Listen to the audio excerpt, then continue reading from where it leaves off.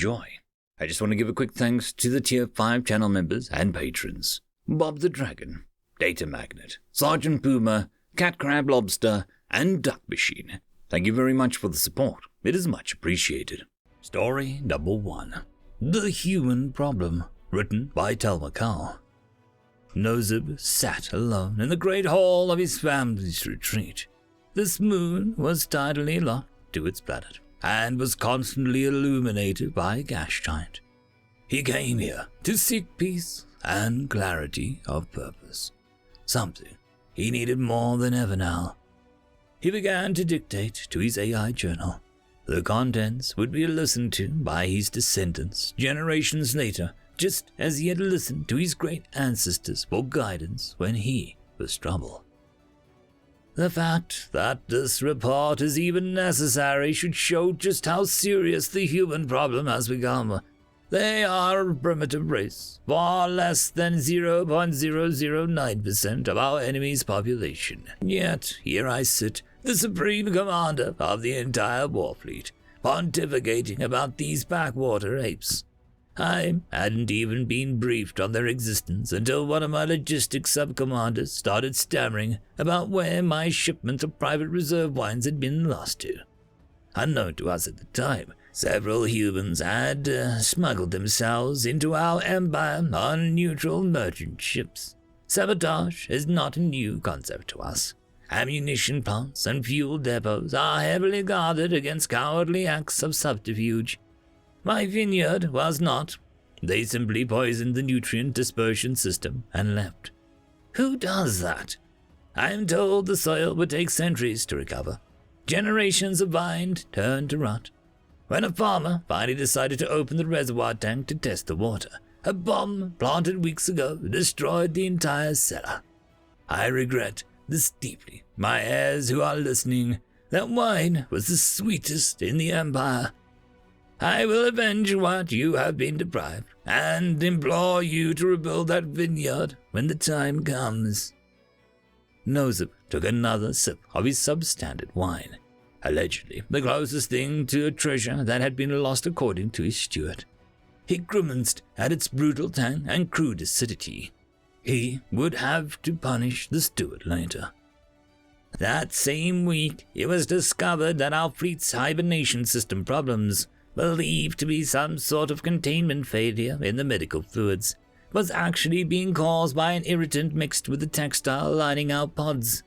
Eventually, the problem was traced to a minor subcontractor. The humans had mixed fiberglass crystals into the weaving of the pod's cushioning. A full 12% of my officers had full body rashes before we discovered the sabotage.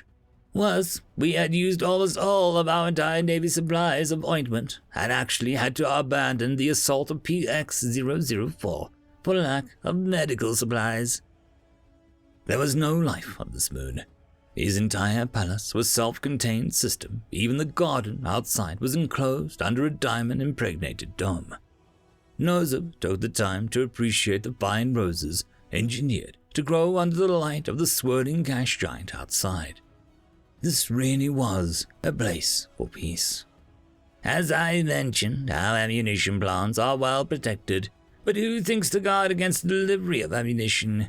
The crafty bastards infiltrated our resupply software and delivered an expected batch of railgun slugs ahead of schedule. Only they had magnetized 2% of the slugs enough to cause them to seize the coils of our guns and knocked out half of the 7th Fleet's capital guns before the problem was discovered. This wasn't an act of opportunity either. The 7th Fleet was assigned to protect PX-004's jump point. Those two acts were combined to cause the full collapse of the Spinward assault. I personally ordered a review of our entire arsenal for similar issues, and although we found nothing, the cost of that review did more damage than the initial act. Now to share his wisdom with the future of his family. Nozib's line would need to know when to act, and this lesson would be his gift to them. The cost of being defensive with these humans is astronomical. There are techs at every fleet spending resources to chase shadows. 20 million platinum marks for a human head may sound like a fortune, but it pales to the expense of the damage already done. The peasants of our empire can be harnessed for more than their labor, my dear descendants. In less than 10 days, our serfs have accomplished more than my elite counterintelligence agents have in months. They have captured 4 of the humans attempting to broadcast pro-reformation propaganda of our own domestic networks. I've ordered them to be publicly executed on the same networks and will personally sentence them on live broadcasts in less than an hour. Soon the humans, and more importantly the peasant class, will see the consequences of targeting the rightful rulers of the empire. You must never forget this lesson, children of my house. To allow yourself to be seen as weak is the greatest threat to your family. Keep the peasants under your heel at all times.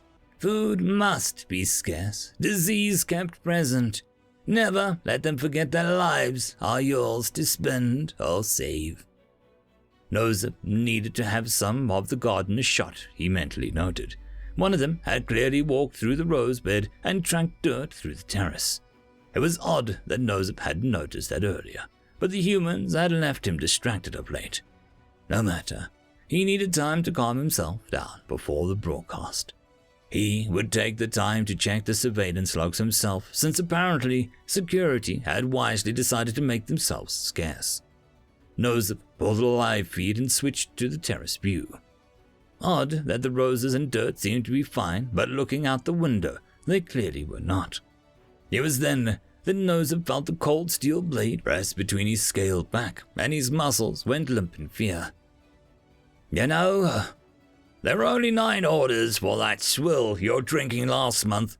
It was kind of your steward to conclude the delivery details with these orders. I much prefer the stuff we pinched earlier.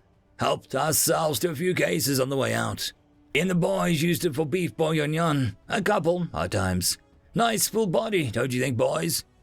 3 more shapes shimmered along the walls as the optical camouflage faded out. Their weapons slung casually across their chests. I don't know, Miller. I didn't care for it. Mixed it with some soda and it was all right.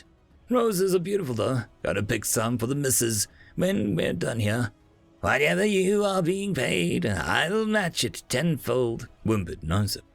His chair tipped back and he struck the floor hard, the human staring down at him, pulling off his mask to show his mouth full of bony protrusions as he spread his lips in a hiss at him. Nozip could feel the heat of the creature's breath at his face. We didn't come here for your money, my lord. We wanted to have a chat with the Empire's subjects. What did you call them? The peasant class? Don't worry, we recorded it for you. An ancient reflex caused Nozip to soil his robe. End of chapter. Story number 2. Lost in Translation, written by Slow AD 2584. The wreck admiral returned to the homeworld with his entire armada, rich crest still burning red in shame. The High Command was alarmed and greatly confused by this. It was more than a little alarming seeing the draconic, hulking warrior of 1,000 battles in this state. What happened to the invasion on Earth, Admiral Leroy? Why have you returned so quickly? Report! They, just laughed at me. They disregarded my declaration of war completely and just waved us away. Disregarded? Did you not declare that they were classified as a neo-galactic obsolete oppressible beings, and that we were seizing all of their military assets? How could they not take that seriously? They just smiled and shook their heads, saying something to the effect of, aha, you stupid, go on, get out of here.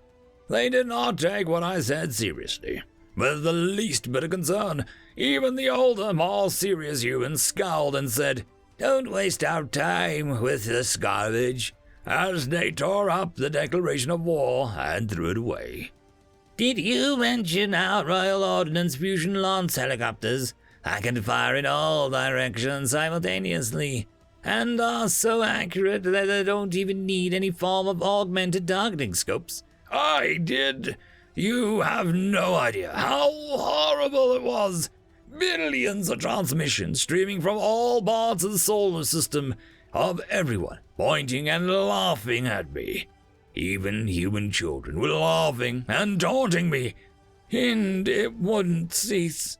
I retreated just to escape the cacophony of constant taunts and ridicules. I still don't know what Lickma or teabags have to do with anything, but they were mentioned a lot. The High Command was alarmed and confused. Intel reported the technology level of these humans was no match for their armada. The Vrock war machine should have been able to annihilate all they had in minutes. Did they have some secret weapon or ability that was unknown? They certainly seemed not the least bit concerned. It was very off-putting. Maybe there was a problem with the translator. Let's see the declaration. Humans of Earth, you are all noobs. All your base are belong to us. Our Rufflecopters will no-scope 360 headshot you. Surrender now, and we may grant you a final chicken dinner. Admiral Leroy Jenkins. Nope, I don't see any problem here. Call off the war plans. We need to reevaluate the humans' military might in light of this blatant and bold bravado. They must know something that we don't. End of chapter. And that, my friends, concludes this video. I hope